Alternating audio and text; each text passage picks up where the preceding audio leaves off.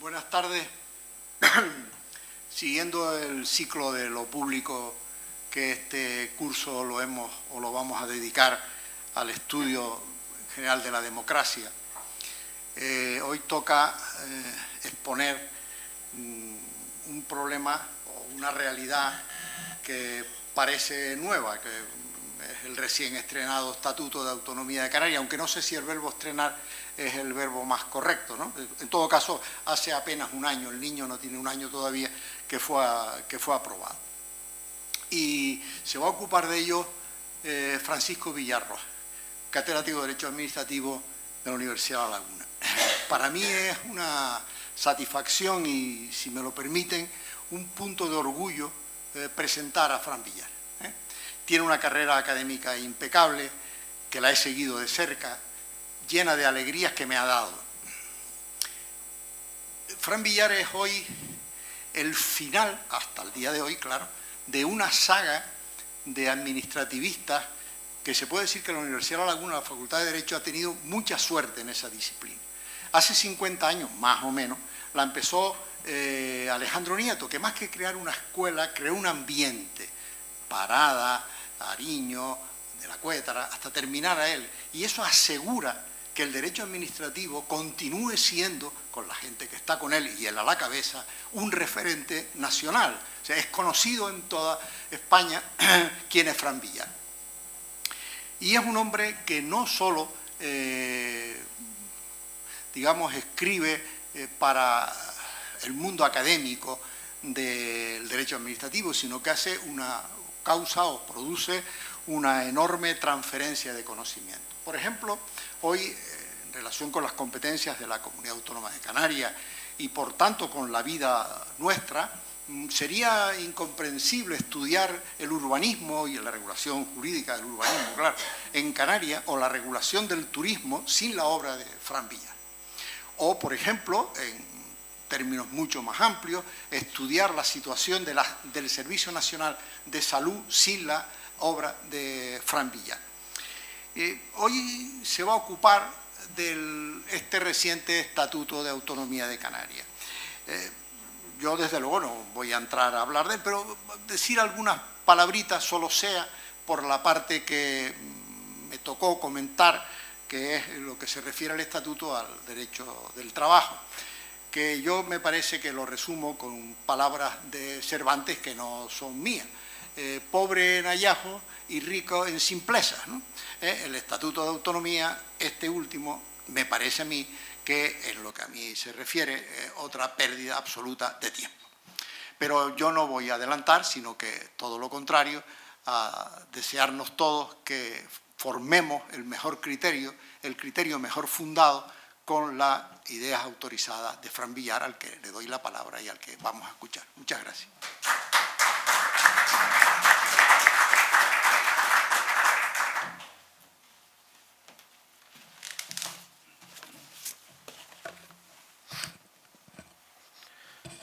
Bien, buenas tardes. En primer lugar, don Manuel, muchísimas gracias por esa presentación, siempre amable, siempre brillante y siempre un poco exagerada respecto de mis méritos, no de la exposición.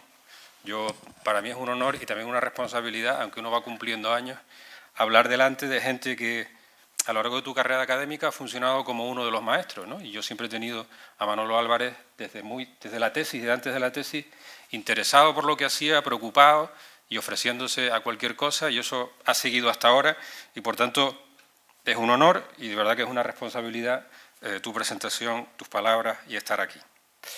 Bien, evidentemente agradezco a la Real Sociedad Económica Amigos del País esta invitación.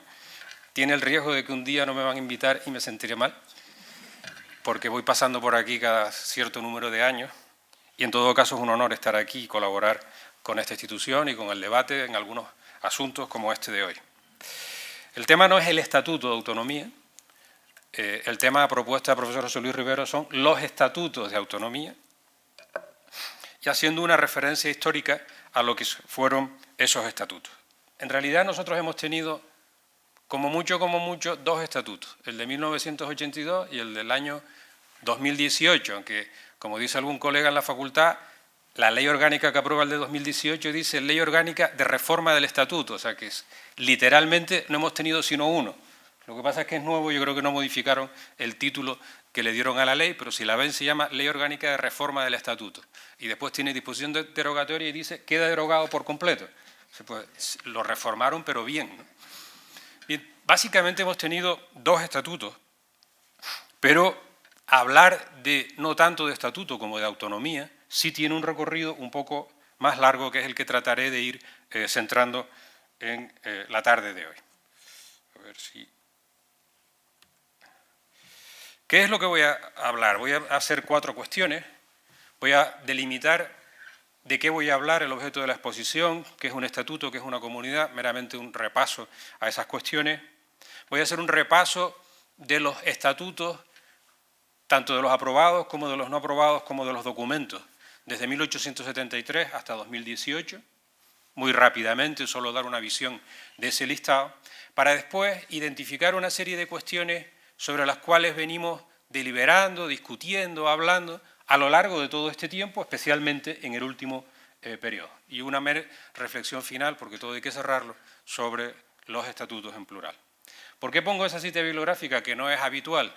Porque tengo que reconocer que toda esa documentación histórica la he hecho con un documento que se publicó en el Parlamento en el año 2003, que se llama Canarias, textos fundamentales para la autonomía, donde están todos esos documentos perfectamente recopilados. No sé si faltó alguno, yo no los eché de menos, y a veces los libros de las instituciones se quedan en las instituciones, pero ese es un trabajo realmente valioso con comentarios de profesores universitarios que te sitúan, además de darte toda la documentación. Y me parecía de justicia ponerlo encima de la mesa porque es lo que he usado como referencia. Bien, la primera cuestión que les comentaba era abordemos el asunto. ¿Qué es un estatuto de autonomía? Es una norma. Es una norma que determina el nacimiento de una entidad pública, la comunidad autónoma. Determina que nazca y determina también cuáles son sus funciones, sus competencias, sus reglas de organización. Lo importante del Estatuto de Autonomía es que es una norma subordinada a la Constitución, hoy y en 1873. No es una norma soberana, estar subordinada a la Constitución, en este caso la nuestra vigente. ¿Qué es una comunidad autónoma? Pues una comunidad autónoma es una entidad pública territorial, dice nuestra Constitución, que como las provincias, como los municipios, y en todo caso dentro del Estado, y que se va a encargar de atender determinados asuntos. Después los veremos. ¿Qué significa autonomía? Aquí es donde quería hacer una primera reflexión. Cuando hablamos de Estatuto de Autonomía, autonomía es la capacidad de gestionar los asuntos propios y para ello dotarse de una organización que te permita tomar tus propias decisiones. La autonomía no es soberanía y la autonomía de las comunidades autónomas es autonomía política. ¿Por qué es política? Porque tiene capacidad de elaborar normas, además de la legitimidad democrática de que sus instituciones proceden del proceso electoral. Eso ya permite diferenciar autonomía de los procesos de descentralización que se han planteado a lo largo de la historia respecto de Canarias, porque esos procesos de descentralización administrativa, sobre todo en el periodo franquista, son procesos dentro de un Estado centralizado, cómo hacer determinados órganos desconcentrados o descentralizados. Pero eso sería autonomía administrativa. Y yo me he planteado los estatutos de autonomía como autonomía política y, por tanto, capacidad de elaborar leyes y legitimidad democrática para esas instituciones. Y en tercer lugar, cuando se habla de un estatuto y se habla de la autonomía, yo creo que es posible identificar 3 grandes cuestiones, conflictos, asuntos que van a estar latentes cuando se está haciendo esa norma o cuando la comunidad autónoma se constituye. La primera, la cuestión autonómica. Bueno, la cuestión autonómica hacía referencia a que se identifica que hay determinados asuntos que una determinada colectividad dentro del Estado debe de ocuparse de ellos, que para ello debe tener instituciones propias que llamamos autogobierno, por tanto no basta con tener singularidades, son singularidades, más autogobierno, pueden haber singularidades sin autogobierno, autonomía implica las dos piezas. Y en tercer lugar, cuando hablas de autonomía en esos términos, hablas necesariamente de una relación con otro poder, que es el poder central. El Estado de las autonomías se caracteriza por una tensión permanente entre cooperación y conflicto. está dentro de la Constitución, no es aconstitucional. Necesariamente tendrá que ser así porque van a haber tensiones dentro de esos poderes políticos. Ahí está el Tribunal Constitucional, en nuestro caso en el año 31, para resolver las tensiones que se puedan plantear. Si hablamos de cuestión autonómica, se me ocurrió decir, hablemos de cuestión canaria. ¿Y por qué hablemos de cuestión canaria? Porque en general se habla de la cuestión catalana, del conflicto vasco, la cuestión canaria. La cuestión canaria hace referencia a los asuntos propios, al autogobierno y a relaciones de conflicto. ¿Relaciones de conflicto como cuáles? El descreste arancelario, en su momento, fue un motivo de conflicto. La integración o no de los recursos del REF con el régimen general es otro motivo de conflicto. Es la relación de la comunidad con el Estado, que tiene un cauce de resolver esos conflictos. En segundo lugar, por tanto, el estatuto en principio se proyecta en su relación con el poder central o con el poder estatal. Pero cuando se hace un estatuto y se habla de autonomía, hay otra cuestión, que es la cuestión regional, que es cómo me organizo internamente como comunidad autónoma. Y si la descentralización que le pido al Estado la voy a aplicar internamente, que en nuestro caso es la tensión entre una organización archipelágica o una organización insular. Esa es la cuestión regional, cómo me organizo. Y piensen que, por ejemplo, la Generalitat de Cataluña es esencialmente, tiene una organización esencialmente centralista, no una organización descentralizada respecto de cómo actúa hacia adentro. Eso, la cuestión regional. Y la tercera cuestión que subyace en la elaboración de un estatuto y en particular en el nuestro es la cuestión relativa al pleito insular. No se entiende lo que ha pasado, y ahora les contaré, sobre cómo articular un autogobierno en Canarias dentro del Estado, de los distintos modelos de Estado y modelos constituyentes, sin que aparezca antes o después el pleito insular.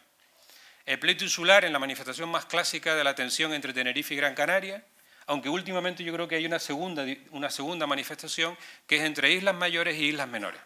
Eso también es pleito insular más reciente. Y hablo de pleito insular, pero por casualidad, no se piensen que me metieran los archivos, me encontré en el departamento un libro editado por la Real Sociedad Económica Amigos del País, de 1906, que se llama Los problemas de Canarias.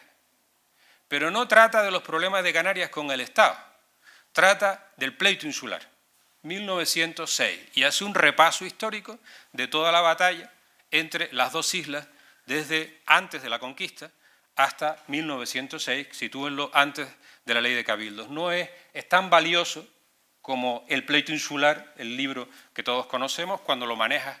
Pero hablaba de los problemas de Canarias, pero no serían los problemas internos de Canarias, que es lo que llamamos el pleito insular. Así que el análisis de los estatutos está condicionado por la cuestión autonómica, por cómo te organizas internamente, que en Canarias es especialmente importante por la cuestión archipiélago de islas, y por el factor pleito insular. ¿Cuáles son las normas? ¿Cuáles son los estatutos? Que era el encargo del título de la intervención. Arranco en la Primera República, proyecto de Constitución de 1873, que es una constitución que pretendió ser federal y que reconoce a Canarias como Estado autónomo y le permite elaborar su propia constitución. Se llamaba constitución porque es un Estado federal. Bien, ¿cómo se resolvió eso? Compromiso Estebanes. Compromiso Estebanes supuso que los representantes de Canarias acordaron pedirle al Estado, pedirle a las Cortes, que se admitiera la creación de dos subestados. Y que si no se admitía la creación de dos subestados, que hubiera una alternancia entre Tenerife y Gran Canaria de las instituciones. Ese es el acuerdo o el compromiso de Estebanes. Y se acabó porque se acabó la República. ¿Qué pasa después importante desde el punto de vista de los estatutos de autonomía? Pues la ley de Puerto Franco del 1900, porque es una singularidad, no que lo vaya a gestionar la comunidad autónoma o Canarias, sino que es un hecho diferencial, como lo fue también la ley de cabildos del 12, la división provincial de 1927. Segunda República, Constitución de 1931. En la elaboración de la Constitución se debate qué es Canarias y se presentan enmiendas para garantizar que Canarias siempre será una región única, porque la Constitución decía esas regiones autónomas se conformarán por municipios limítrofes o de provincias limítrofes. Así que la gran batalla que dimos los canarios en Madrid fue conseguir que no existieran dos regiones. Eso, 1931. Y la segunda batalla es que la Constitución de 31 reconoció la posibilidad de tener un estatuto. Y tenemos dos propuestas fundamentales.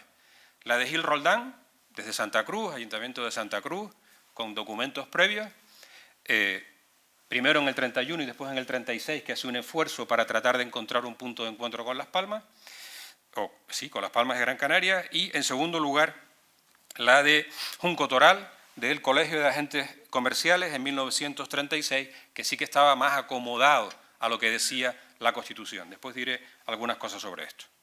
Y ahí hay propuestas que fueron borradores, no fueron estatutos, no se llegó a iniciar el expediente administrativo de nada.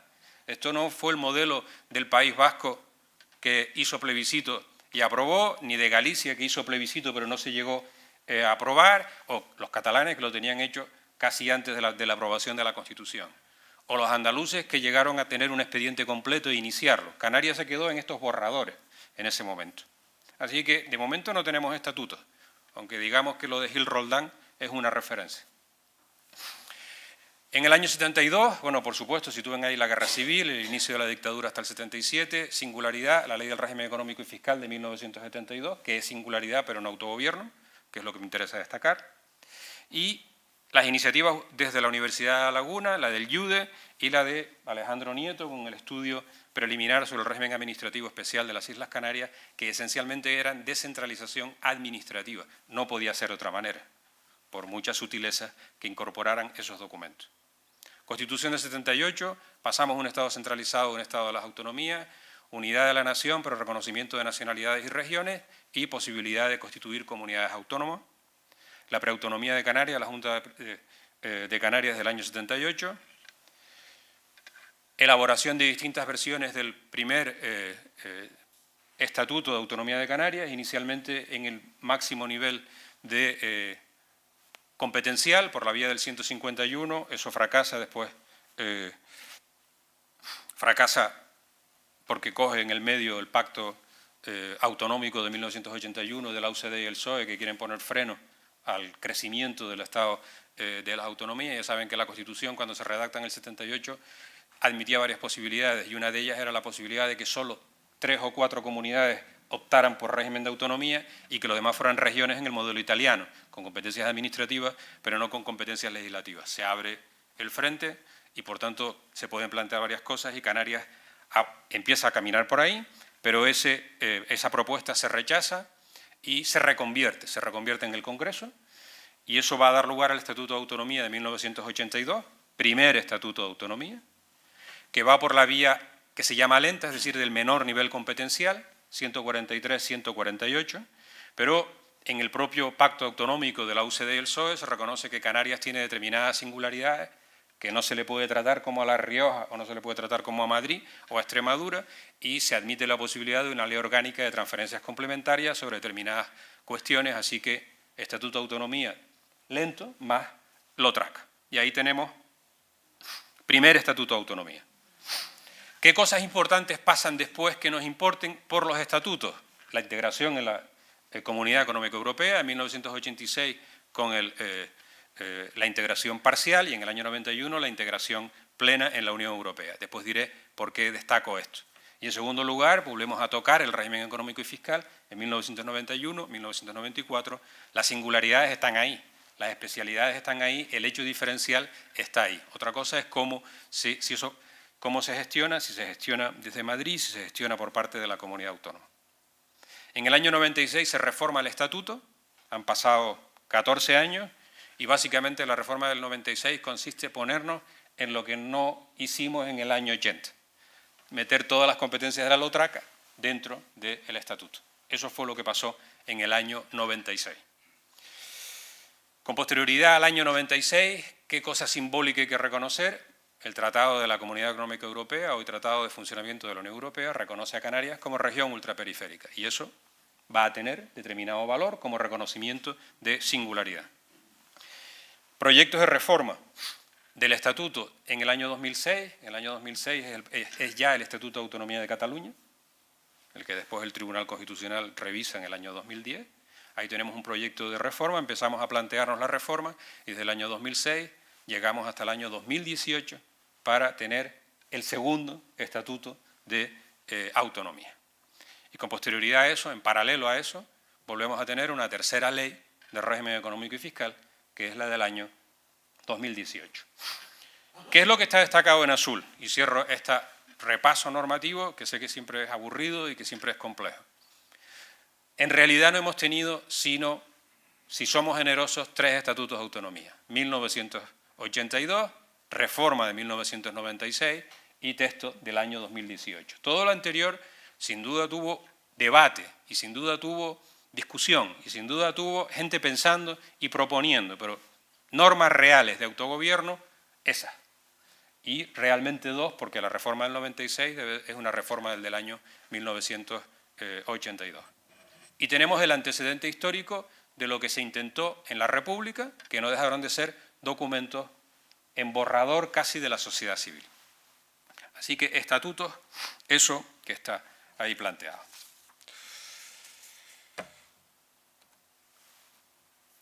Con todo, y en relación a ese asunto, no quiero decir, bueno, y ahora este estatuto habla de esto y lo hacen estos términos, sin identificar cuestiones, ¿no? Y he identificado 7 cuestiones. La primera cuestión es cómo se ha regulado en los primeros estatutos, o en el primer estatuto y ahora, la iniciativa para elaborar el estatuto y para su reforma, y qué problemas plantea eso. En segundo lugar, ¿cuál es la denominación? Por esto pasaré rápido, pero es solo para hacer un descanso en el medio de la exposición sobre la denominación. En tercer lugar, ¿cuál es el territorio de Canarias? Y los debates que han habido y siguen habiendo sobre el territorio de Canarias, que es un elemento clave en cualquier entidad pública. Al final, territorio, población y organización. En cuarto lugar, las instituciones autonómicas y las nuestras particulares que tienen que ver con los cabildos, algunas referencias a las competencias y, por tanto, a qué asuntos ha asumido la comunidad autónoma o ha venido asumiendo, y algunas cuestiones especiales, que son cosas que no tienen que estar en un estatuto de autonomía, pero que como son singularidades canarias las hemos ido metiendo dentro de un estatuto de autonomía. Es válido siempre que se sepa bien cuál es el valor que tiene. Primera cuestión, la iniciativa para elaborar y para reformar el estatuto. ¿Quién toma la iniciativa? Salvo en los años 30 en la República, que hay un notable movimiento de la sociedad civil, Gil Roldán se basa en determinados documentos elaborados por asambleas de representantes públicos y ciudadanos ilustres. El Junco Toral en Las Palmas descansa sobre el encargo de la Cámara de Agentes de Comercio, que le dice ocupa de esto y elabora un proyecto. En general, la iniciativa es siempre institucional. ¿Quién toma la iniciativa de hacer un estatuto de autonomía? Año 31, los ayuntamientos. Año 78, si voy por la vía lenta, el órgano interinsular, 2/3 de los municipios, que representen la mayoría de la población. Si voy por la vía rápida del 151 o por la otra vía, lo mismo, órgano interinsular, municipios y además referéndum, que fue donde se bloqueó la primera iniciativa de Canarias. Y hoy, ¿qué decía el estatuto del 82? Que no fue objeto de referéndum.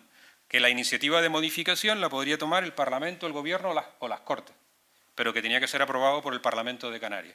¿Y el nuevo estatuto qué dice? ¿Se sometió a referéndum? No se sometió a referéndum. La iniciativa corresponde al Gobierno o al Parlamento, pero con mayoría de 3/5 de los diputados del Parlamento de Canarias. Por tanto, iniciativa institucional. Y eso lleva a la segunda cuestión. Si esta es una norma de autogobierno de un colectivo, ¿cuándo expresa su voluntad de que está de acuerdo? El debate sobre el referéndum. ¿Deben los estatutos someterse o no a referéndum?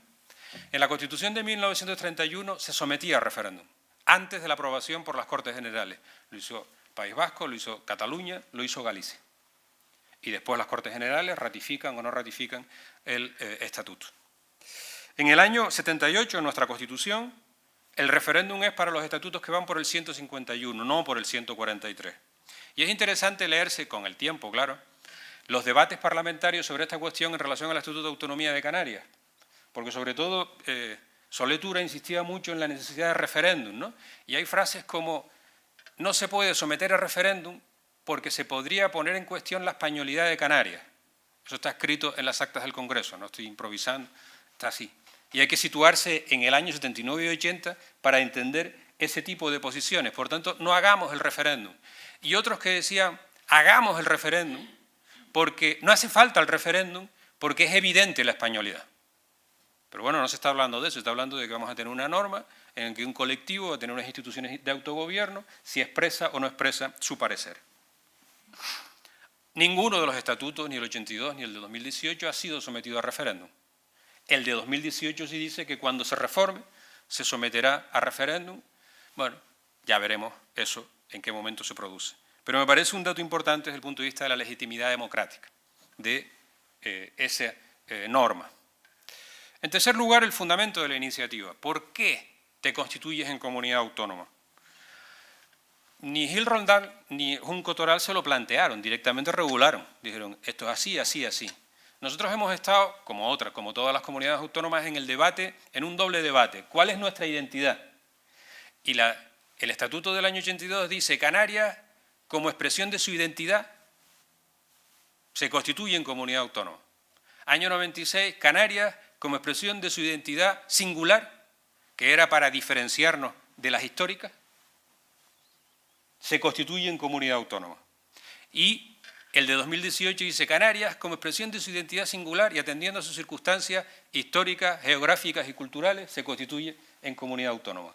Cuando Canarias es claramente una comunidad autónoma o un territorio cuya singularidad o diferencialidad es patente. Los hechos son los que son, con independencia de cómo se gestione esa diferencia, pero no tienes mucha necesidad de entrar en este asunto. Y esa idea de identidad, ¿para qué sirvió? Para que en el año 96 dijéramos que Canarias era una nacionalidad. ¿Y por qué una nacionalidad? Porque la Constitución dice que hay regiones y nacionalidades. Y como alguien dice, lo van a tratar distintos, jamás ha sido así, pues ahora nosotros nos ponemos como nacionalidad y eso tendrá el valor político jurídico que tenga, desde el punto de vista competencial no tuvo ni más ni menos, sino engancho con el artículo 2 de la Constitución en su máxima calificación. ¿Y el pueblo canario? ¿Dónde está el pueblo canario? Este es un debate constitucional que se ha planteado en Cataluña. ¿Quién es la fuente de legitimidad democrática del Estatuto de Autonomía? Y el Estatuto catalán decía el pueblo catalán, y el Tribunal Constitucional le dijo, no, la Constitución. El pueblo catalán ejerce dentro de la Constitución su voluntad democrática, pero eso es posible porque existe la Constitución. Así que no es el pueblo catalán o el pueblo canario equiparado al pueblo español. Así que ahí está. Si eso es así, ¿por qué el Estatuto de Autonomía habla de la nación de Cataluña? ¿Y por qué en el reciente acuerdo para la reforma del Estatuto del País Vasco se habla del País Vasco como nación? ¿Podríamos hablar de Canarias como nación? Pues, como en el momento actual, con nuestra Constitución y lo que dice el Tribunal Constitucional, esos son declaraciones sin valor jurídico, son meramente simbólicas, que aguanta el preámbulo del Estatuto, pero no ninguna norma. La única nación es la nación española y el único pueblo soberano es el pueblo español. Y lo demás se legitima en el marco constitucional y si no, como dice el Tribunal Constitucional, modifíquese la Constitución. Pero ese es el planteamiento.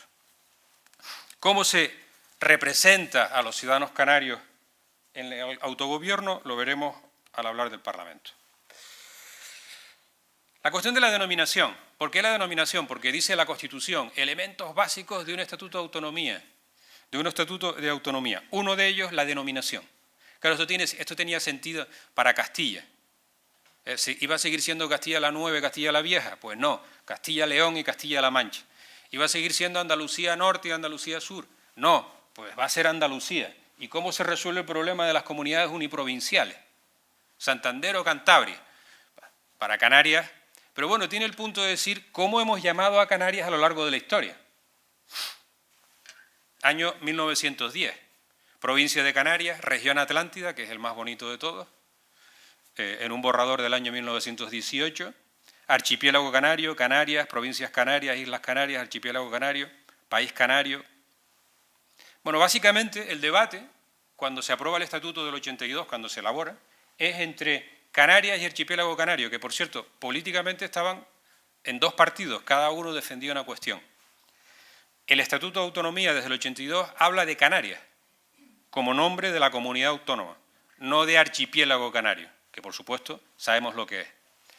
Y no lo puse ahí, pero le llamo la atención en que para Europa no somos Canarias, para Europa somos las Islas Canarias, que es un término que nosotros hemos descartado, porque así está en la definición de las regiones ultraperiféricas. Son regiones ultraperiféricas las Islas Canarias. Esto es más simbólico que otra manera, pero fíjense la cantidad de nombres con las que todos sabemos, todas identifican lo que todos tenemos en la cabeza, que es Canarias. Pero el último nombre fue el de la denominación de Canarias, que es el que tiene el Estatuto y es pacífico. La siguiente cuestión es la del territorio. Denominación, territorio, ¿no? Segundo elemento, defina usted su territorio. Y cuando hablamos de territorio hablamos de tres dimensiones. Hablamos de la tierra, hablamos del mar y hablamos del espacio aéreo. Respecto del espacio terrestre, eso desde los proyectos de la República no plantean problemas. Siempre las islas fueron territorio. Toda la discusión estuvo en si eran islas o islotes. El Estatuto del año 1982 calificó a todo como isla, no solo a las 7 grandes, sino a todas las demás, a La Graciosa, a Legranza, a Lobo, las calificó como islas. El de 2018 dice, islas son las 7 que conocemos, también es isla La Graciosa, pero sin administración, y los otros son islotes, que en definitiva es más riguroso, porque la diferencia entre isla e islote es si tienes o no población residente estable. Así que el territorio de la isla es el espacio o las islas en la parte, digamos, terrestre, constituyen territorio de la comunidad autónoma. Y el espacio marino, ese es el gran conflicto. Y ese es un gran conflicto que se inicia en los debates de 1982. Y tiene que ver con que los primeros proyectos ya dijeron el territorio de la Comunidad Autónoma de Canarias, los que llegaron después al 82, incluye las islas, pero también el mar territorial, la zona exclusiva y la plataforma continental. Textos del 79, 80 y 81. Por tanto, se quería introducir la zona marítima dentro del territorio de la comunidad autónoma. Sabemos que eso no fue así. El Estatuto del 82 no incluye el mar, solo la zona terrestre. En el año, y hago un paréntesis respecto del mar, sin embargo, en el año 82 asumimos la competencia de transporte marítimo interinsular por nadie discutida, aunque los barcos de Arma, de Fred Olsen, de Transmediterránea, atraviesan no aguas españolas, aguas internacionales. Pero eso fue indiscutido. Canarias tiene competencia sobre el transporte marítimo interinsular, aunque no tiene competencia sobre el mar. Desde el 82. En el año 96, ¿qué es lo que se incluye? Se dice Canarias es un archipiélago integrado por islas. Y eso da lugar a una serie de conflictos ante el Tribunal Constitucional, tratando de entender que no es posible un archipiélago sin mar. Pero el Tribunal Constitucional, hasta una sentencia de 2013, repitió constantemente el mar no es territorio de una comunidad autónoma. Y cuando usted habla de archipiélago se refiere a la parte terrestre, no al mar que une a las islas y que hace que exista un archipiélago. Y el último paso lo hemos dado en el año 2018, que es delimitar las aguas canarias. Y las aguas canarias son la línea roja que tienen ahí, aproximadamente. Está en la parte final del Estatuto de Autonomía y copia una ley del año 2010.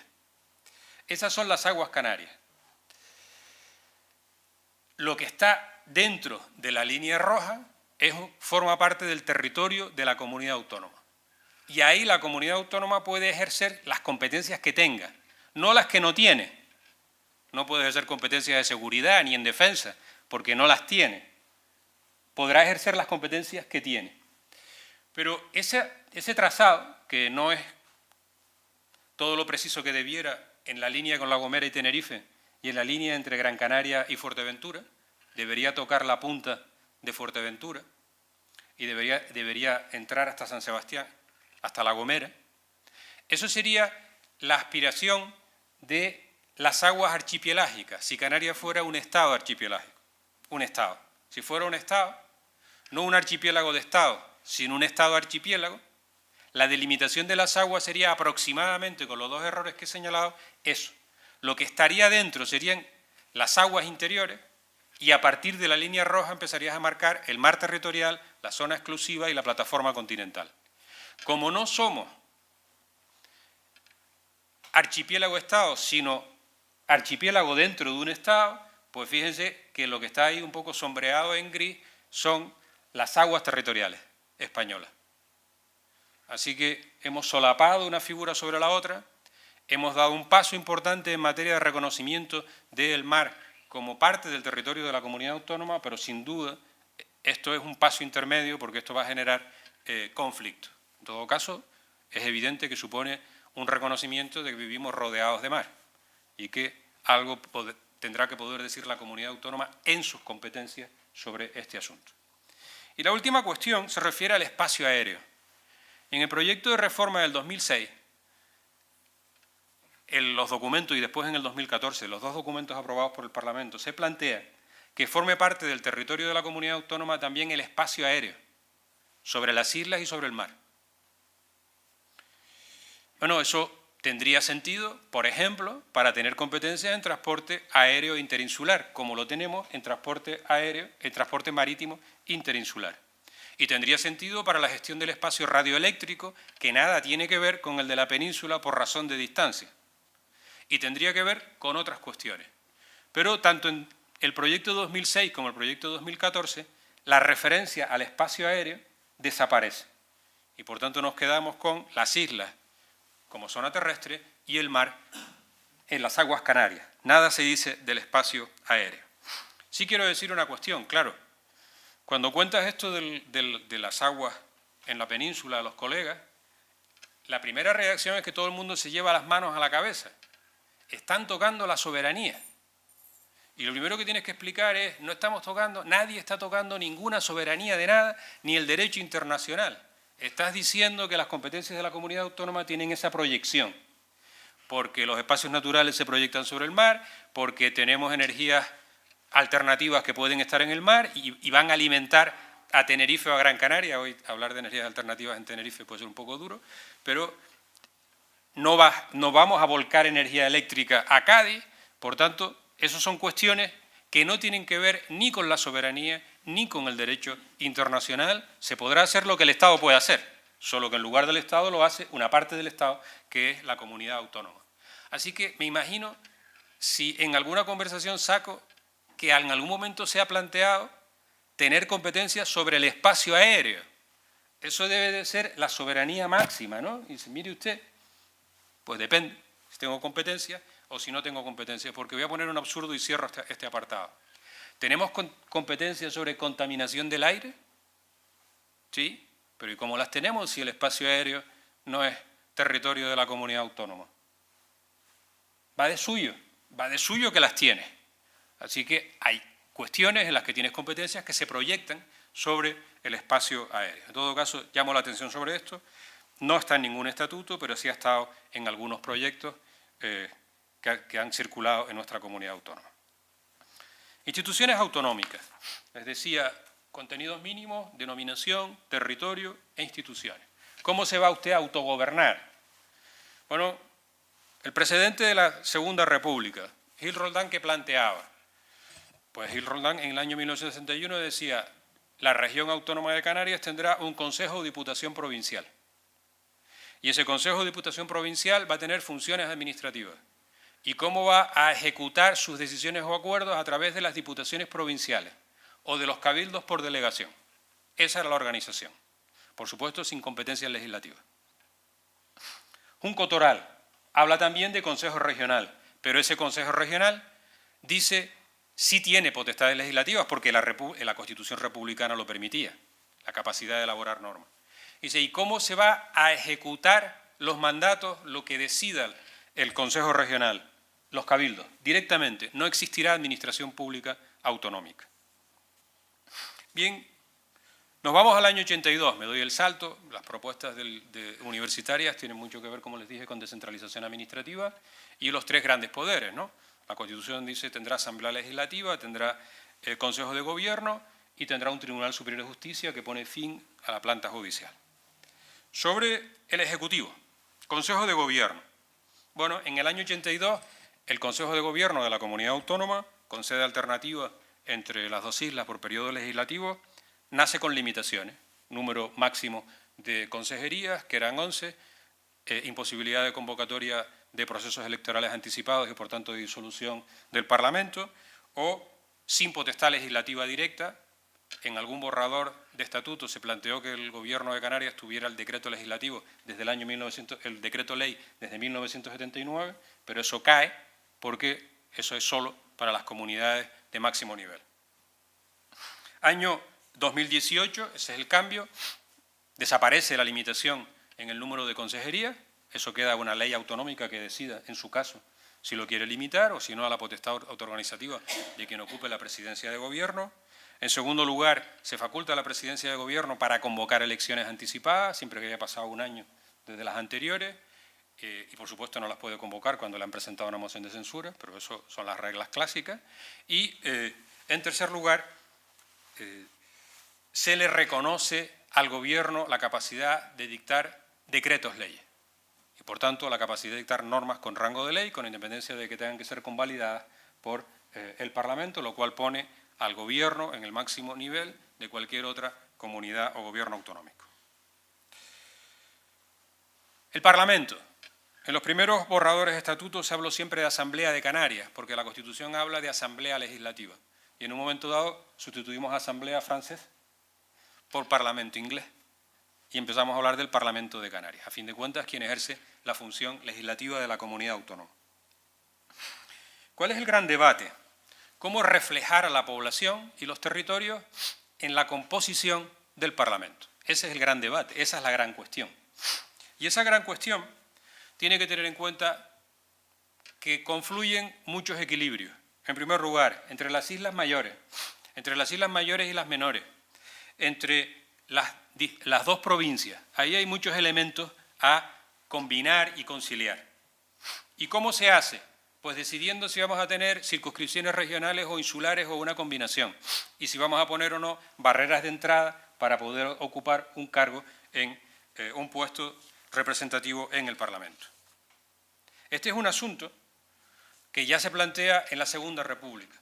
Y en la Segunda República es interesante porque Junco Toral habla de ese Consejo Regional con 24 miembros, que garantizaba la doble paridad, pero con 24, no con 60. Lo garantizaba. Cierto que en ese momento la idea que tienen es que existan miembros electos y miembros natos. Gil Roldán plantea entre los miembros natos el rector de la Universidad de La Laguna, y Junco Toral dice que el rector de la Universidad de La Laguna, por supuesto que no, que mejor el presidente del Colegio de Abogados. Así que habían miembros natos y miembros electos. Pero respecto de los miembros electos, 24, y va la cifra exactamente Tenerife y Gran Canaria lo mismo, las dos provincias iguales, las menores y las... Esa historia está en 1931. En el año 82, que es cuando hacemos el primer estatuto, esto está en el debate. ¿Cómo es la representación en el Parlamento? Y hay todas las opciones. Por ejemplo, un proyecto del 79 del PSOE y el Partido Comunista que habla de una lista regional de 28 y después de 4 más por cada una de las islas.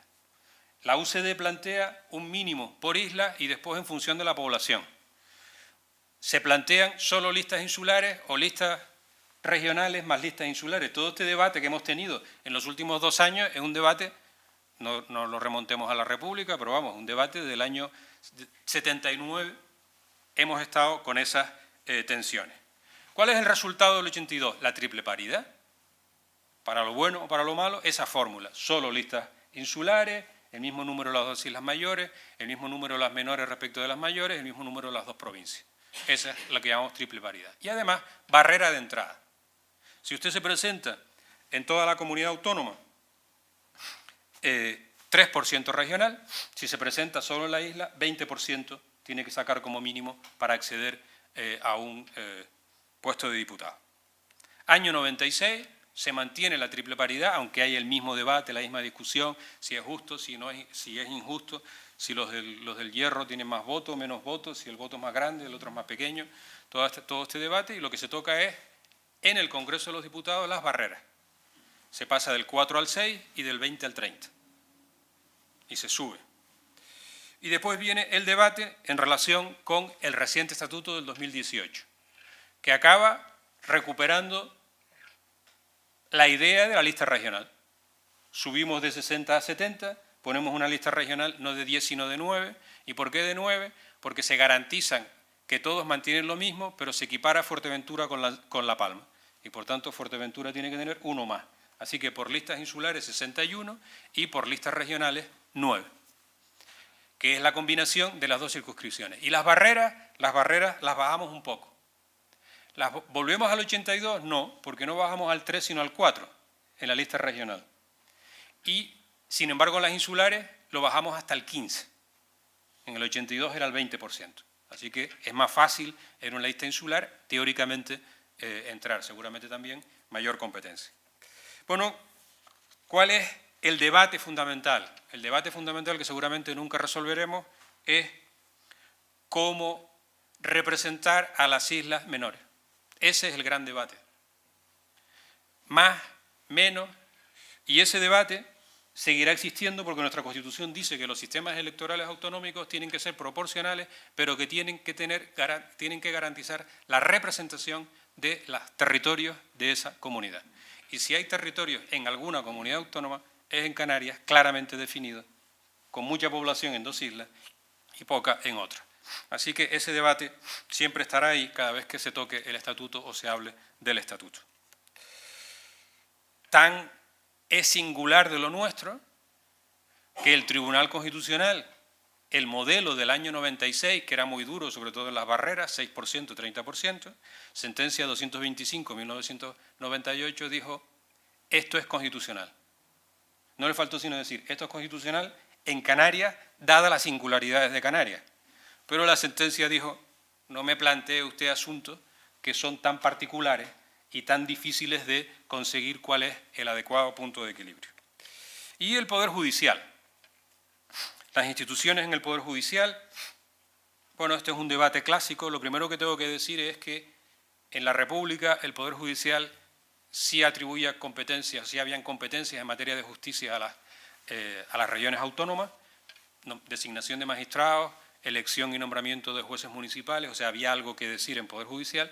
La Constitución del 78, el Poder Judicial es un poder centralizado, no es un poder descentralizado en las comunidades autónomas, aunque exista el Tribunal Superior de Justicia de Canarias.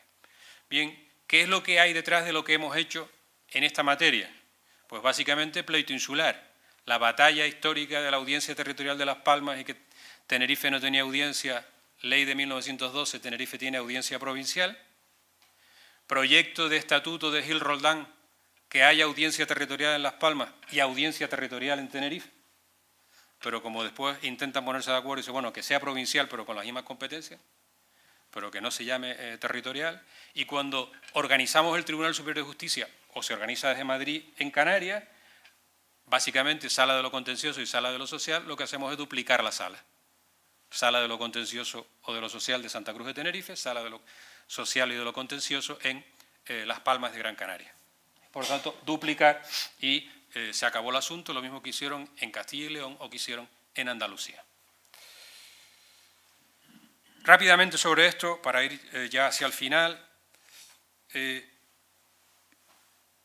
¿Y las instituciones territoriales, cuál es el papel de los cabildos?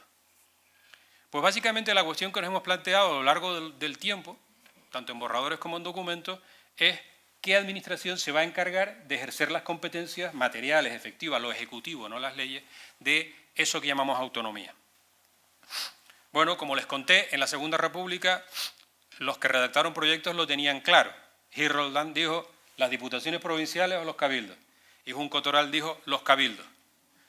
¿Y existirá administración autonómica? No. Usted toma decisiones legislativas y utiliza estas instituciones. Evidentemente eso no es así con los estatutos recientes. En 1982 ya admitimos la posibilidad de crear una administración pública autonómica, que son las consejerías, y empezamos a ver cómo encajamos a los cabildos. Si son instituciones autonómicas, si no son instituciones autonómicas, si les transferimos competencias, si se las delegamos, si le encomendamos. ¿Cómo encajamos a los cabildos? en el año 96 decimos los cabildos son instituciones autonómicas, para justificar claramente el traspaso de competencias, porque en Madrid no entienden que algunas cosas las hagan los cabildos aquí. Entonces hay que decir, es que son instituciones autonómicas. Ah, entonces sí, porque si no es una entidad local, sin más. Y si es una entidad local, explíqueme usted cómo se ocupa de estos asuntos. Así que en el 96 lo metemos como instituciones de la comunidad autónoma y en el año 2018 se mantiene también la posibilidad de ser entidades que hagan cosas en nombre y por cuenta de la Comunidad Autónoma de Canarias y se identifica un listado de materias en los que en teoría deben de tener competencia, que se llama la garantía estatutaria de los cabildos. Pero son materias, es un listado de materias, no son competencias reales. Y los ayuntamientos no existen. En el año 82 los ayuntamientos aparecen mencionados en el estatuto para decir que pueden colaborar en la gestión tributaria. En el año 96 dice que pueden recibir delegaciones.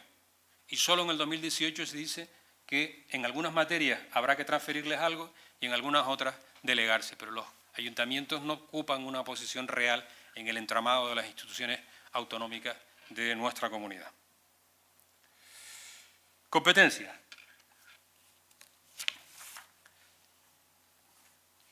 Bien, rápidamente sobre esto. Como ya les he insistido, cuando se hacen los proyectos o los borradores en la Segunda República, Gil Roldán ve la región autónoma como si fuera un ayuntamiento grande. Y por tanto dice el Consejo o la Diputación Provincial lo que tiene son funciones de orden administrativo y muy excepcionalmente normativas. Eso no encaja con la Constitución, porque la Constitución del 31 es una Constitución esencialmente descentralizadora, que dice que las comunidades autónomas asumirán un paquete importante de competencias. Nos vamos a 1982, proyectos de 1982, el primero era el de máximo nivel, y en ese proyecto de máximo nivel, por la vía del artículo 151, se cogen competencias, las mínimas del 148 y muchas del 149. Por ejemplo, he destacado estas porque son muy nuestras. Competencias en aguas subterráneas, en espacios naturales protegidos, en colegios profesionales, en universidades, que no la he puesto ahí, pero que también estaba. Y se asumen como competencias propias. Viene la decisión de que el Estatuto de Canarias no va por el 151, sino que tiene que ir por la vía lenta y solo tiene las competencias del 148, y es donde viene, pues tenemos las del 148 y todas esas otras las metemos en la lotraca. En la Ley Orgánica de Transferencias Complementarias llamamos competencias extraestatutarias. Reforma del 96, lo conté antes, cogemos la lotraca y la metemos en el estatuto, con lo cual en el año 96 nos ponemos en lo que queríamos en el año, o lo que se quería en el año 80-81, básicamente. Y en el año 2018, yo di una charla aquí, me parece que fue el año pasado, a cuenta de las competencias, y expliqué que en realidad en el 2018 no es que hayamos crecido mucho en términos de competencias, sino en la manera en la que se describen las competencias del Estatuto. Por eso pasamos de 10 artículos de competencia a 60 artículos de competencia. Pero que decir ahora que la comunidad autónoma tiene competencias en universidades, lo conté aquí, era un disparate, porque tenemos competencias desde el año 82. Solo que ahora hay un artículo que se llama universidades. Y también expliqué que la razón de ese crecimiento era el objetivo de congelar las competencias para que el Estado, por leyes ordinarias, no le quite competencias a la comunidad autónoma. Pero nosotros en el año 2018 estábamos reproduciendo el modelo catalán de 2006, zanjado en 2010, que dijo, eso no es así. El Estado en ejercicio de su competencia recuperará lo que tenga que recuperar porque son sus competencias. Solo que la inercia de los textos mantiene esa configuración. Dos ideas muy rápidas, o solo apuntadas, por no extenderme más. ¿Cuándo asumimos una competencia? Y lo digo respecto del año 2018, que nos han asignado las competencias en gestión del litoral, autorizaciones y concesiones en el dominio público marítimo terrestre. Pues aquí tenemos una enorme distancia entre la norma y la realidad. La norma dice, y lo dijo el Tribunal Constitucional en 1983 sobre la LOAPA, las competencias las asigna el Estatuto y se ejercen desde el momento en el que te las da el Estatuto. La práctica administrativa, ¿cuál es? No tengo competencia hasta que no firmo el decreto de traspaso. Mientras no me des un trozo del edificio de la avenida Naga 4 coches y 8 funcionarios, no tengo competencia, porque esa es la práctica administrativa de cómo se ejercen las competencias. Pero nada tiene que ver con la doctrina del Tribunal Constitucional. Y la segunda cuestión, ¿hay más competencias? Sí, hay determinadas competencias que estaban en un intento en el proyecto 2006 y en el año 2014, más competencias para la comunidad autónoma que se fueron cayendo del Estatuto de Autonomía de Canarias. Y haré un comentario que no salga de la sala, que consiste en lo siguiente. Cuando analizas el Estatuto de Autonomía y dices, después de la crisis económica, el Estado, en el sentido de Estado central, no de España, sino de Estado central, ha iniciado un proceso de recentralización, en parte condicionado por la crisis, de necesito volver a controlar. Aprobar en ese contexto un Estatuto de Autonomía que es esencialmente descentralizador, será que lo que has aprobado no molesta a esa fuerza hacia el centro en la que vivimos desde la crisis de la que es paradigma la Ley de Estabilidad Presupuestaria. Y cuando comparas el documento 2014 con el documento 2018, ves que es que en el medio fueron cayendo las competencias que podían suscitar mayor tensión o mayor disparidad con Madrid, y se fueron cayendo. Y nos fuimos quedando con lo que nos preocupaba, que era resolver el sistema electoral al Parlamento, que era la gran cuestión que había que abordar. No importa que en el medio desaparecieran las posibles competencias en materia de gestión de puertos o de aeropuertos o de intervención en ellos, que son importantes para nosotros. Eso se cayó, estaban los borradores que salen del Parlamento de Canarias, no previos, y se cayó. Así que siguen habiendo competencias que ahí estaban sobre determinadas cuestiones. Y cierro este apartado 3 para ya cerrar la intervención con la última reflexión final. El estatuto, los estatutos de autonomía, además de, digamos, del contenido mínimo, la denominación, el territorio, las competencias, las instituciones, incorporan algunos contenidos adicionales. Y el nuestro incorpora contenidos adicionales porque tenemos singularidades históricas que están ahí y que no tienen otros. ¿Y cuáles son esas singularidades?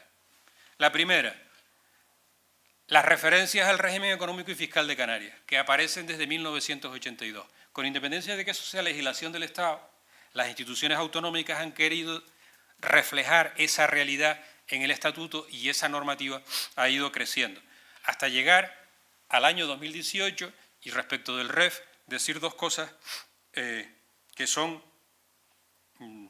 significativas. Competencias. La primera, el Estatuto garantiza la separación de los recursos REF de los que proceden del sistema de financiación autonómico, que tampoco lo garantiza porque el Tribunal Constitucional ya dijo que los estatutos no sirven para eso, pero nosotros lo hemos metido. Y la segunda, una afirmación un poco más discutible, que es que el fundamento del régimen económico y fiscal es la condición de región ultraperiférica, que supone negar lo que es Canarias como mínimo desde 1852. Así que menos mal, artículo 3 del Código Civil, que las normas se interpretan de manera razonable, porque lo dice nuestro estatuto. El fundamento del REF es la condición de región ultraperiférica. Entonces quiere decir que no hemos entendido nada, porque no es eso.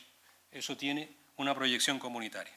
En segundo lugar, contenido adicional. En Canarias, en nuestro estatuto se ocupa de las relaciones internacionales, porque siempre hemos sido frontera, pero lo fuimos especialmente cuando se abandona el Sáhara en 1976. Y aparecen en los sucesivos borradores la voluntad de tener algo que decir en relaciones internacionales, algo que decir en extranjería, algo que decir en la suscripción de tratados que nos afecten directamente. Y los estatutos son muy débiles en ese sentido. Los proyectos decían, puedo elaborar normas, me tienes que escuchar. Incluso en el año 80 se decía, no se puede aprobar un tratado que afecta a Canarias sin que se modifique previamente el Estatuto de Autonomía. Por supuesto, eso desapareció. Pero hay una preocupación que se refleja en el Estatuto por el asunto de las relaciones internacionales. A partir del año 91, recuerden las cosas que fui destacando, entramos a la Unión Europea y parte del Estatuto tiene que ver con recordar que dentro de la Unión Europea tenemos singularidades en la relación con la Unión Europea que son distintas de otros territorios del país y, por tanto, déjame participar en las delegaciones, déjame participar en las instituciones de la Unión Europea. Y, por último, un contenido, digamos, mucho más reciente, que es, además de regular todo aquello, vamos a regular principios que guíen la acción de los poderes públicos. Esto está en la Segunda República, en el proyecto de Junco Toral, que dice hay que ocuparse de la vivienda, de las aguas, hay que ocuparse de la propiedad y hay que ocuparse de la enseñanza, porque hay que garantizar la escolaridad a todos los niños canarios. El Estatuto del 82 tiene 4 principios. El del 96 tiene 5 principios porque se incluyó la preocupación por el medio ambiente. El Estatuto de 2018 tiene 30 principios rectores que teóricamente guían la acción de los poderes públicos autonómicos, algunos entre ellos de encaje complicado. Y además, el Estatuto de 2018 incorpora como contenido adicional una relación de derechos de los ciudadanos canarios, distintos de los derechos fundamentales, de lo cual los medios de comunicación hoy, o las últimas semanas, hablan del famoso derecho a la renta básica. Sí, es verdad, está en el Estatuto. Cierto que todos los derechos que están en el Estatuto dicen, y esto depende de una ley que lo regule, sobre todo aquellos que son prestacionales y que tienen una necesidad de financiación justo detrás. Por tanto, los estatutos, contenido adicional, que no existe en otros estatutos de otras comunidades autónomas o que existe de otra manera porque tenemos singularidades en materia internacional, en materia de REF, en materia de relaciones con la Unión Europea, y el Estatuto quiere plantearlo. Y vuelvo para cerrar mi intervención con la primera reflexión, lo que yo he aprendido preparando esto, que no todo me lo sabía afortunadamente.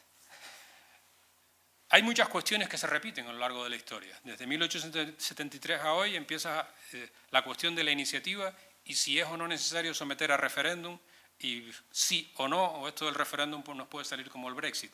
Por lo tanto, es mejor no tocarlo, ¿vale? Las cuestiones del territorio de Canarias. ¿Cuál es el territorio de Canarias? No tiene nada que ver, salvo Baleares, con el territorio del resto de España y, por lo tanto, ahí hay singularidades. Las instituciones, el problema del régimen electoral, el problema de la circunscripción regional, insular, cómo nos elegimos, el archipiélago por encima de la isla por encima del archipiélago. Las dificultades en materia de determinadas competencias que no se plantean en la península, pero que sí aquí, porque no hay continuidad territorial, la intervención en asuntos especiales. Y eso encajaría en lo que al principio de la charla denominé la cuestión canaria, la cuestión autonómica, los asuntos propios que podrían ser de autogobierno dentro de la Constitución, como dije al principio. La historia, ¿qué es lo que nos pone de manifiesto? La historia lo que nos enseña es que en general esa cuestión ha sido tradicionalmente desplazada o condicionada por el pleito insular. No lo he dicho a lo largo de la intervención, pero el gran debate en la República era la sede de la capitalidad. Y eso generó debates y páginas y páginas y páginas escritas sobre si era Santa Cruz o era Las Palmas. Da lo mismo si los problemas eran en pesca o eran lo que sea. Esa es nuestra realidad como pleito insular. Y ese pleito insular explica varias cuestiones. En primer lugar, que normalmente lleguemos tarde, como pasó en la República. Si no, habríamos como mínimo, como los gallegos, plebiscitado. En segundo lugar, que tardemos mucho en tomar decisiones. Y lo que queríamos en el 82, que no se incorporó el 82, tardamos 14 años, año 96, en ponernos en el año 82. Y tan lentos somos que del 96 tardamos 22 años hasta el 2018 solo en ponernos en el nivel de Andalucía, Valencia o Cataluña, por no hablar, dejo fuera el País Vasco o Navarra, que tienen otros estatus. Y todo eso básicamente porque cada vez que se habla de autogobierno se habla de pleito insular. O no se habla, pero subyace. Y eso es lo que hay que resolver. Y mientras resolvemos eso, pues las cosas pasan y evolucionan y van más allá. Cuando antes mencioné la gestión del litoral la tiene Cataluña y Andalucía hace ya probablemente más de una década.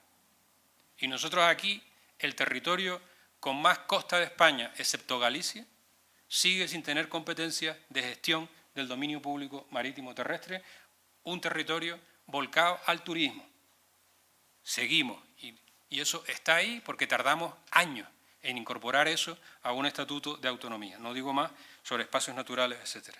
Así que cuando uno analiza los estatutos de autonomía, mi reflexión final, provisional, y solo también por despertarlos en el final de la intervención, es que la consolidación de la autonomía, que es reconocimiento de singularidades y autogobierno dentro del Estado, pasa por darle más importancia a la cuestión canaria, a los asuntos que nos importan de gestión en relación al Estado, y pasar a un segundo plano todo lo que se pueda el pleito insular y dejar ese asunto en un problema de organización interna de la comunidad. Lo que no tiene sentido es lo que parecía.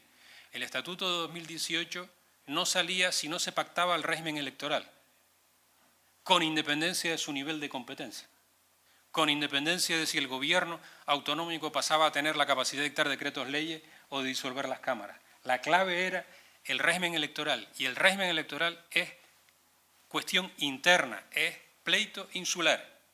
Y estábamos dispuestos a dejarnos lo conseguido por esa cuestión. Eso es lo que traslado, que cuando hablamos de autonomía y autogobierno, deberíamos ser capaces de intentar no eliminarlo, porque la realidad existe, sí de darnos cuenta que una cosa es la cuestión canaria, que es lo propio de un estatuto de autonomía, y otra cosa son nuestras peleas locales en este asunto, que han sido capaces de que no hayamos llegado antes a determinadas cuestiones a las que podíamos haber llegado en el marco constitucional. Y con esto me he extendido muchísimo más, pero nada más. Muchas gracias por la atención y la paciencia.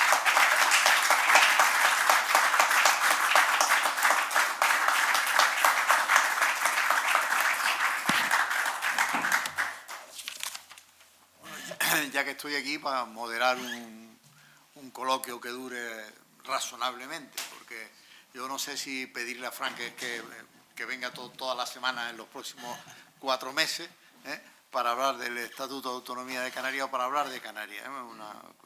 Entre que lo digo desde mi punto de vista, entre que me rejuvenece por un lado y que por otro lado veo que perdemos el tiempo miserablemente, pues no sé, y habiendo dejado a un lado o no tocando grandes temas que esbozó sencillamente como qué es el pueblo, ¿no?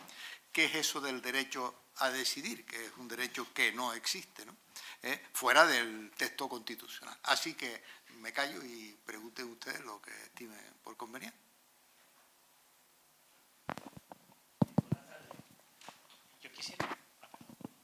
Hola, buenas tardes. Yo quisiera saber su opinión personal, su autorizada opinión personal, sobre una pregunta muy simple. Si realmente el Estado autonómico ha significado un beneficio para el ciudadano de pie sobre el anterior Estado de las regiones.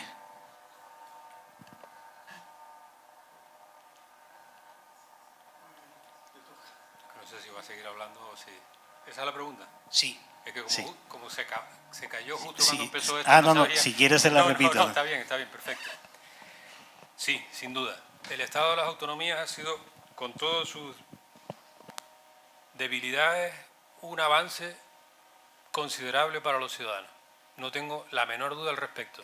Y no la tengo porque recuerdo, en esa época era más joven, recuerdo los coches con el pañuelo por fuera, atravesando, porque no teníamos un sistema sanitario de transporte urgente en condiciones, con todos los defectos que eso tenga, o porque teníamos, digamos, el Estado de las Autonomías acerca las decisiones de determinados asuntos más a la población y a sus necesidades.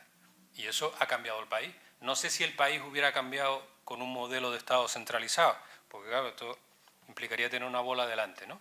Pero yo creo que se ha avanzado y los estatutos de autonomía, digamos, haciéndole ahora mismo un cordón al problema de Cataluña, forman parte de una estructura del Estado que ha funcionado razonablemente bien, mejorable como todo, pero que ha funcionado razonablemente bien, y yo creo que en el caso de Canarias, bien para todos, ¿no? Pues vendrá alguien que diga, pues, esta decisión fue correcta o no correcta, ¿no? Pero mi reflexión es que sí. No soy nada crítico con el Estado de las Autonomías. Creo que en su caso hay que afinarlo, hay que ajustarlo, habrá que tomar alguna decisión. Cuando lees la Constitución Republicana del 31 y ves la crítica que se hace a la española de si la lista de las competencias del Estado no está cerrada, tampoco estaba la del 31. Bueno, a lo mejor hay que cerrarla, no hay que cerrarla, hay que aclarar alguna competencia que corresponde al Estado. A lo mejor al Estado hay que pedirle que alguna de las competencias que tiene desde el año 78 las ejerza. No permita que las comunidades autónomas, porque no hace nada, terminen haciendo una disparidad de asuntos. Pero bueno, mi opinión personal claramente subjetiva es que el Estado de las Autonomías ha sido bueno para la gente, con defectos sin duda.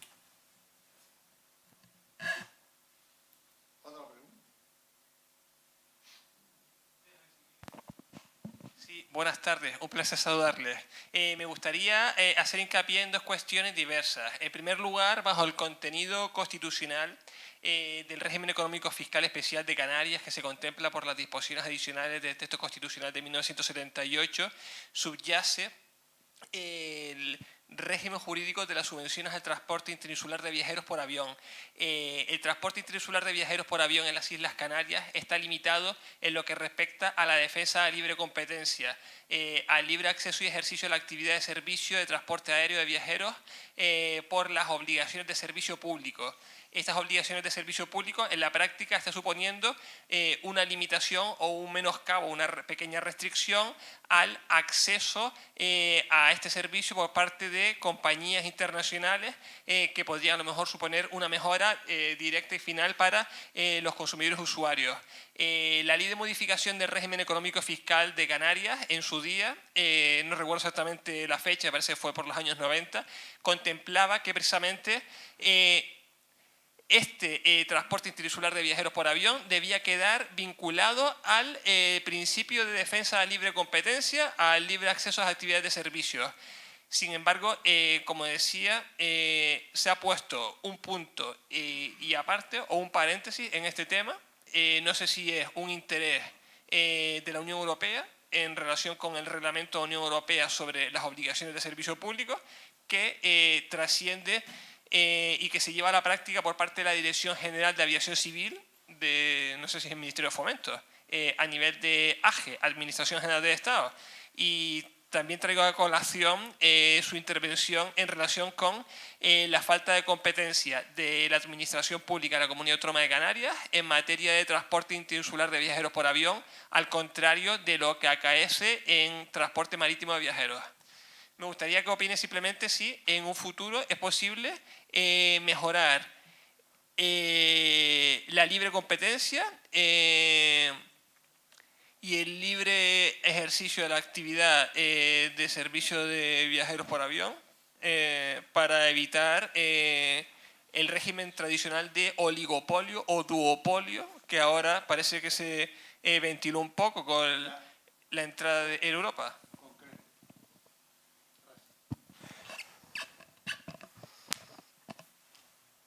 Vamos a ver.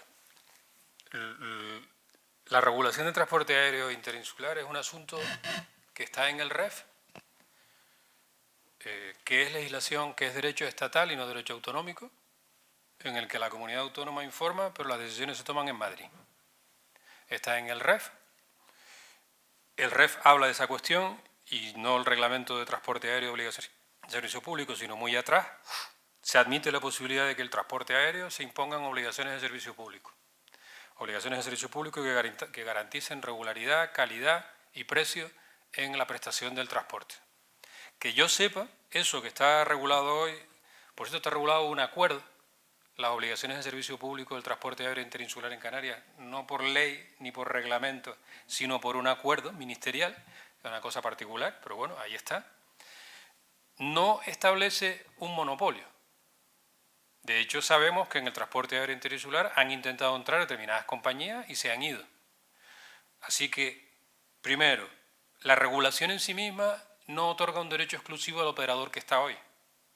Segundo, si hay prácticas dominantes o prácticas oligopolísticas, eso es un asunto. No tenemos nosotros Tribunal de Defensa de la Competencia, no se ha constituido nunca, tampoco podríamos intervenir ahí porque no es competencia sino competencia del Estado y será un asunto de Comisión Nacional de Mercado de la Competencia el que se plantee si se está produciendo un abuso de posición dominante o un abuso de posición oligopolística por parte del actual operador. Y dicho eso, que al final nos estamos hablando de un asunto que nos concierne, en el que no tenemos competencia, que es lo que yo traté de señalar antes, algo tendríamos que poder decir ahí, aunque no sea todo, pero algo tendríamos que poder decir ahí, más allá de lo que se dice informalmente, que con los años vas aprendiendo que algunas cosas ocurren aunque no estén en las normas. Claro que te escuchan y claro que pones encima de la mesa las cosas que te preocupan como gobierno de Canarias, pero no tienes la capacidad de tomar la decisión formal. Y dicho eso, que creo que es un asunto de quien tenga que ir, que vaya a la Comisión de la Competencia para ver si se está o no abusando de una posición que no es de exclusividad, cualquiera puede entrar a ese régimen de precios. Le llamo la atención sobre las enormes dificultades que estamos teniendo para establecer un régimen de obligaciones de servicio público en el transporte entre Canarias y la península como mecanismo de control de precios, o lo difícil que ha sido conseguir que las compañías marítimas de Canarias atiendan al hierro, para lo cual ha habido que establecer mecanismos de obligación de servicio público, subvenciones a las compañías y subvenciones a los usuarios, para garantizar que Fred Olsen y que Armas o Fred Olsen vayan al hierro, porque en términos de libre mercado no les interesa para nada ir al hierro. Así que el mecanismo de la obligación de servicio público responde a una necesidad. En Canarias me parece que es un instrumento perfectamente válido y, por supuesto, si alguien se beneficia de eso para distorsionar la competencia, en concreto transporte aéreo, competencia del Estado, tendrá que irse a la Comisión de la Competencia a decir, oiga, aquí hay un abuso de posición dominante, estudie usted cuáles son las prácticas que está haciendo, ¿no? Pero, si no lo entendí mal, yo no criticaría la técnica de las obligaciones de servicio público. Este será un problema de uso o abuso de una técnica que en un territorio como Canarias es fundamental. ¿Hay posibilidad de una pregunta? Bueno, en primer lugar, felicitar al profesor Villar porque nos ha hecho un magnífico resumen de lo que es la historia de la autonomía de Canarias. Pero yo me quisiera plantear más aspectos prácticos que aspectos teóricos. Y voy a poner solo algunos ejemplos. En el primer Estatuto de Autonomía del año 1982 se establecía que el Parlamento de Canarias tendría actividad durante 4 meses al año, separado en 2 periodos legislativos de 2 meses y 2 meses. Y por supuesto, se partía de la base de que nadie iba a cobrar.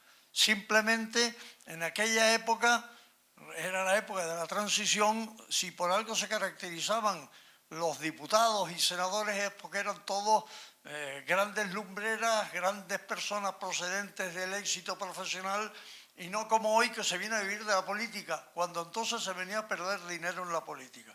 Entonces se partía de la base de que aquellos 4 meses el abogado prestigioso de Santa Cruz de Tenerife pues perdía unas horas durante esos 4 meses, se le pagaba la dieta correspondiente, que siempre le significaba perder dinero, y así se pensó en el primer estatuto. Lo primero que se hizo en Canarias al poco tiempo de ejercer la competencia fue poner el mismo periodo de sesiones que el Congreso de los Diputados, 9 meses, y poner las mismas retribuciones que en el Congreso de los Diputados, sino superiores en algunos casos. Y, por supuesto, dedicaciones exclusivas, etcétera, etcétera. Eso fue lo primero que se hizo. Ahora, si eran pocos, 60 diputados, que aquello dio lugar a muchas discusiones, como usted ha puesto de manifiesto, ahora se han aumentado a 70. O sea, todavía seguimos aumentando el número de parlamentarios. La referencia que se nos han dado es que cada vez son más las dedicaciones exclusivas y que la actividad parlamentaria no exige tanto tiempo ni 70 diputados, eso lo sabemos todos. Eso por un lado. Por otro lado, otros defectos. La administración. Una administración completamente politizada. Aquí hay un cambio de gobierno y hasta los niveles de directores generales cambian por completo. Los gerentes de los hospitales cambian con cada cambio de gobierno. Las listas de espera han pasado por el gobierno todos los partidos políticos. Ninguno lo ha resuelto. En materia de educación estamos en la cola de todo. Yo cada vez que leo alguna referencia, siempre Canarias en fracaso educacional, en todos los parámetros de la educación está abajo. Otro problema, el profesorado, y eso lo saben ustedes perfectamente, pues las últimas encuestas dan que un 30 o un 40 son interinos. Es decir, ¿cómo puede funcionar un centro docente con un 30 o 40% de interinos sin haber sido seleccionados debidamente? Eso también ha fracasado. Es decir, yo entiendo, entiendo... Perdona, las normas de la casa no. No, yo ya he terminado. A las 8:30, ¿sabes? Yo ya he terminado. Es decir, ya termino. Lo digo por la casa, ¿no? Sí, ya termino. Primero, el exceso de cargos políticos, para mí es evidente, y el desprestigio de la clase política está en la calle, no soy yo el que lo voy a decir. Y segundo, la politización de la administración pública. Nada más, muchas gracias. Yo creo que no tengo nada que decir porque esa reflexión supongo que será que los ciudadanos tendrán que en su día valorar si eso tiene sentido o si no tiene sentido, ese aparato burocrático o esa cantidad de personas que se dedican a este asunto, o cuál es el listón razonable en el que hay que cortar el político del estatuto funcionarial. Respecto de los interinos, vamos, nada más de acuerdo, pero esa fue una de las medidas de la crisis. Cerrar las OPE, cerrar las ofertas de empleo público y, por tanto, en los últimos 10 años, salvo los policías, los secretarios de juzgado y poco más, todo estaba congelado. Pues entonces hemos generado una bolsa de interinos que sorprende, a mí me sorprende, y cierro ese caso particular, sorprendo que no esté en la calle el debate de que hay que resolver eso, pero hay que resolverlo no quitándolos de en medio, es decir, hemos generado un problema y habrá que buscar una solución adecuada y transitoria a esa situación que hemos generado, porque, bien o mal seleccionados, han prestado servicios. Y, por tanto, habrá que ver cómo se resuelve esa cuestión, que tampoco está en el debate político ni en el debate social, ¿no? Pero bueno, sí, si los ciudadanos estas cosas no les prestamos atención, pues los aparatos burocráticos seguirán creciendo y... Pues sin tiempo para más, muchísimas gracias y se levanta la sesión.